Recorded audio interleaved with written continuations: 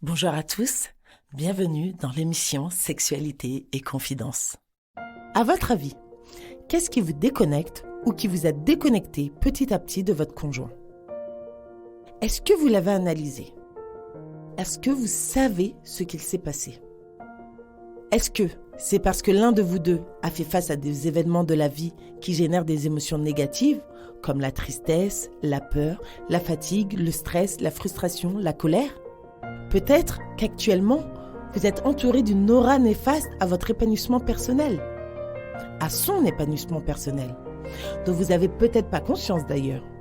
Le temps, la gestion quotidienne, la famille, autant de paramètres qui peuvent influencer négativement votre couple. Alors que faire? Comment sortir de cette spirale infernale? Comment soigner ces blessures? Je vais vous donner un exemple et vous comprendrez là où je veux en venir. Une fois, un homme est venu me voir pour consulter, car il n'en pouvait plus de ne pas avoir de relations sexuelles avec sa femme. Je creuse et je fais l'état des lieux avec lui, savoir à quel moment ils se sont déconnectés. Lui-même ne s'était pas posé la question. Il cherche également. Et on arrive à l'achat de ce terrain et leur projet d'autoconstruction. Un super projet, car c'était une maison qu'ils faisaient à leur image, telle qu'ils l'avaient pensée. Sauf que ce projet a été chronophage, énergivore, et la tête dans la gestion des travaux, des finances, des imprévus et j'en passe, les a fait rentrer dans un automatisme quotidien sans s'en rendre compte. Ce n'est pas ici une question d'amour, c'est juste qu'ils se sont focalisés sur notre priorité que leur couple. Ils ne se sont plus regardés, ils n'ont pas pris soin de leur couple et ils n'ont pas posé les limites pour protéger leur relation. Le premier échange lui a permis de conscientiser et de faire le point sur l'évolution de sa relation jusqu'à aujourd'hui. On a travaillé dessus. D'abord, il a demandé à sa partenaire de faire également le point pour savoir s'ils étaient raccords. Ensuite, il a fallu qu'ils travaillent ensemble sur les petites choses qui faisaient qu'auparavant, ils étaient connectés. On se focalise que sur les points positifs. On met de côté les points négatifs. Ce n'est pas ce qui est recherché, pas besoin de se polluer avec. Le positif attire le positif. Alors à vos plumes, cherchez, prenez votre temps dans une ambiance agréable avec un air de musique ou pas. Vous prenez une grande inspiration, puis vous expirez. On le fait encore 2 fois.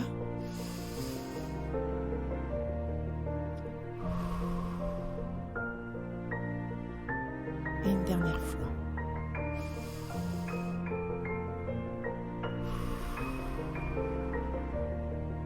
Vous notez tout ce que vous aimez chez l'autre, de son physique, à sa façon d'être, sa façon de faire, à son état d'esprit, ses émotions.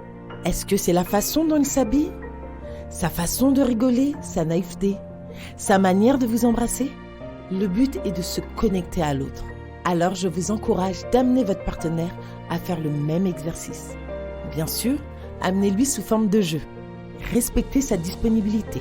Et si votre conjoint ne veut pas, ce n'est pas grave. Respectez, acceptez son choix. De base, n'oubliez pas que c'était une proposition, pas une obligation. Et n'attendez pas de votre partenaire qu'il justifie son refus. Il vous dit non, pas la peine de s'étaler et de développer. Le deuxième axe à vous partager, c'est d'aller à la recherche de vos valeurs. Quelles sont vos valeurs? Vous avez besoin de vous éveiller intellectuellement et personnellement.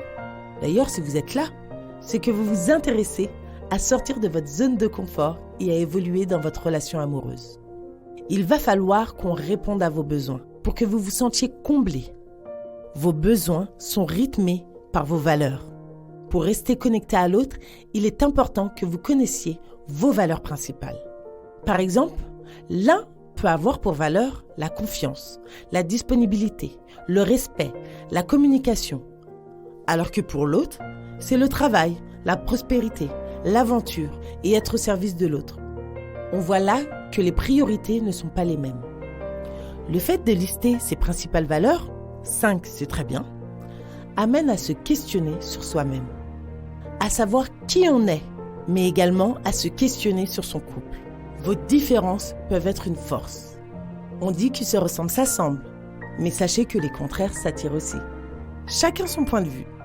Tant que personnellement, vous êtes proche de votre identité et en accord avec celle que vous avez pointée, vous serez en phase avec vous-même et vous gagnerez confiance en vous. Ne pas avoir les mêmes valeurs vous oblige à trouver un fonctionnement en alignement avec votre couple. Vous vous posez ensemble et regardez ce que vous pouvez faire. C'est un travail co-constructif. Faites-en une opportunité, une force qui va vous permettre de vous ouvrir à l'autre et de découvrir quelque chose de nouveau, plutôt que quelque chose qui vous éloigne. Et puis, si vous partagez les mêmes valeurs, la question ne se posera même pas. Retenez qu'une relation n'est pas figée. Elle évolue tout le temps et on évolue tout le temps. Il est donc important de faire des mises à jour pour ne pas que son couple devienne obsolète. Il est important aussi de comprendre que même si nos valeurs sont différentes, que c'est à travers notre couple qu'on doit trouver satisfaction et donc une solution pour s'assurer qu'on soit connecté, comblé et épanoui et que nos valeurs sont respectées. Mon dernier outil consistera à faire de l'autre sa priorité. C'est important pour maintenir son couple à flot, croyez-moi. Donc je vous invite à créer un pacte d'engagement. Symbolisez-le comme vous le voulez. Une lettre encadrée, un échange d'un cadeau symbolique, une bague en bois, une gravure sur une pierre, même sur la dalle du béton, ça fonctionne. Bref, engagez-vous à faire de l'autre une priorité dans sa vie. Ça permet d'être plus présent et investi dans sa relation, certes, mais également dans la relation avec soi-même.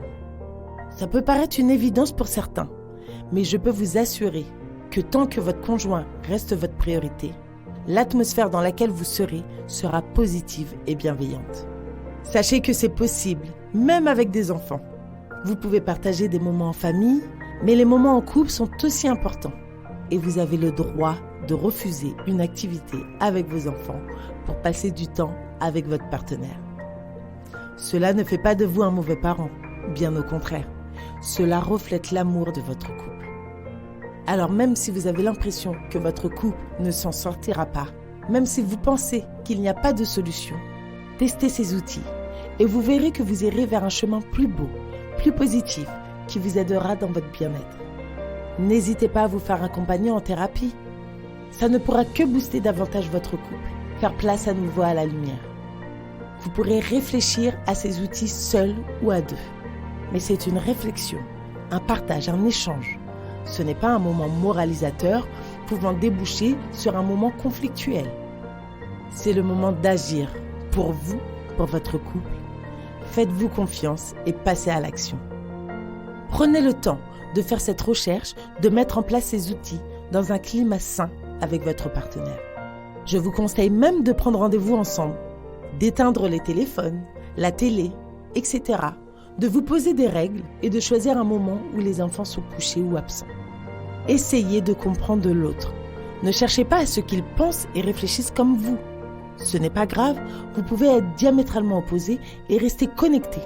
Travaillez dans la bonne humeur, entouré d'énergie positive et d'une bonne écoute de l'autre. Cela apportera de la complicité dans votre couple et vous reconnectera petit à petit à votre sexualité. N'attendez plus pour exprimer ce qui vous pèse, vous dérange. Parlez-en tout de suite à votre partenaire. Soyez honnête et sincère. N'attendez pas que le feu s'attise. J'espère qu'à travers ce podcast, vous pourrez vous reconnecter à votre binôme. N'hésitez pas à commenter et je vous dis à bientôt dans un nouvel épisode. C'était Noémie sur Sexualité et Confidence.